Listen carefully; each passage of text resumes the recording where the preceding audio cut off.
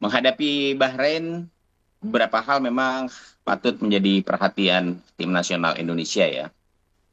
Di antaranya adalah bagaimana para pemain harus lebih memperhatikan performa yang saat ini menurut saya agak menurun ya dari tim nasional Indonesia. Setelah kekalahan dari Australia 1-5, penampilan Indonesia memang seperti kehilangan sentuhannya begitu ya dibandingkan dengan penampilan-penampilan sebelumnya. Walaupun ini memang wajar karena ada pergantian pelatih ya dari STY ke Kluivert. Kemudian persiapan yang sangat pendek pada saat melawan Australia.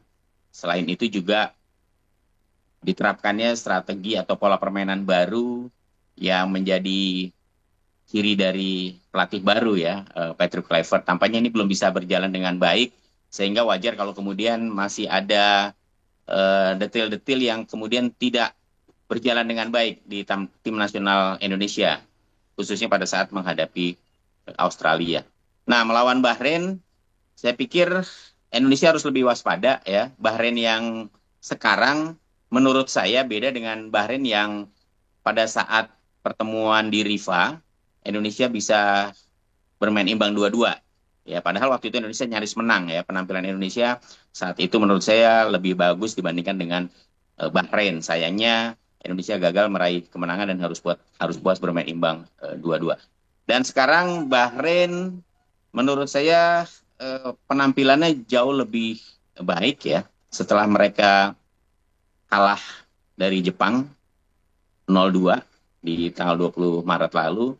Tapi secara permainan ada peningkatan yang signifikan yang diperlihatkan oleh Bahrain ya. Setelah mereka sukses meraih juara Piala Teluk, mengalahkan Oman, ternyata penampilan dari Bahrain betul-betul lebih menjanjikan ya, lebih berbahaya. Jadi saya kira ini yang harus menjadi perhatian serius timnas Indonesia pada saat menghadapi Bahrain besok. Baik, Bung. Eh, dengan kemarin kekalahan 1-5 itu dan strategi yang berbeda dari pelatih Clifford, kira-kira apa strategi yang harus dilakukan untuk besok menghadapi Bahrain? Iya, pertama saya pikir evaluasi yang sudah dilakukan oleh Kluivert dan jajaran tim kepelatihan yang lain ya adalah bagaimana kemudian bisa cepat merespon kesalahan yang tampak pada saat melawan Australia. Bermain ofensif, saya pikir harus lebih ditahan dulu ya oleh Indonesia karena saya katakan tadi bahwa Bahrain penampilannya memperlihatkan perubahan yang signifikan ya dibandingkan dengan sebelumnya. Artinya Indonesia jangan terburu-buru untuk bermain frontal ya. Indonesia jangan buru-buru untuk melakukan high pressing lagi kemudian melupakan area pertahanan. Justru yang paling penting menurut saya saat ini adalah bagaimana memperkuat ya lini pertahanan Indonesia dengan koordinasi permainan yang lebih bagus lagi. Seperti ketika halnya misalnya Indonesia meladeni Australia di Jakarta dan menang lawan Saudi Arabia. Saya pikir pertahanan yang solid, yang lebih fokus ini harus betul-betul diperlihatkan oleh Indonesia jika tidak ingin kebobolan dari Bahrain. Lalu, Bung, eh, menurut prediksi Bung Kasit, kira-kira siapa yang diturunkan untuk lawan Bahrain besok? Ya, untuk prediksi susunan pemain ya, sepertinya bakal ada perubahan ya, menyusul absennya Miles Hilgers karena mengalami cedera. Untuk penjaga gawang, saya pikir Martin Paes masih akan tetap menjadi pilihan utama ya, karena dia saat ini menjadi penjaga gawang yang menurut saya penampilannya oke banget ya, walaupun kemarin harus kebobolan 5 gol, tapi menurut saya Martin Paes masih akan dipercaya untuk tampil di bawah Mistar.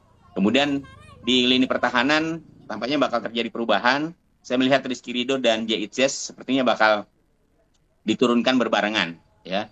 Di sektor kanan Verdong masih akan menjadi pilihan demikian juga Kevin Dix ya. Bisa juga Justin Hubner kembali diturunkan setelah absen dalam pertandingan sebelumnya.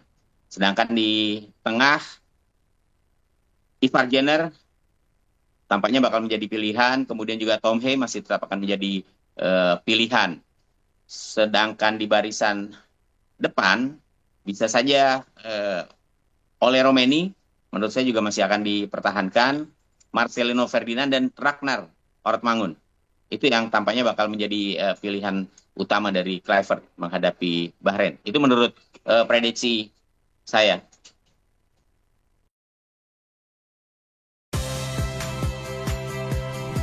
Saya Audrey Chandra, saksikan program-program Kompas TV melalui siaran digital, pay TV, dan media streaming lainnya.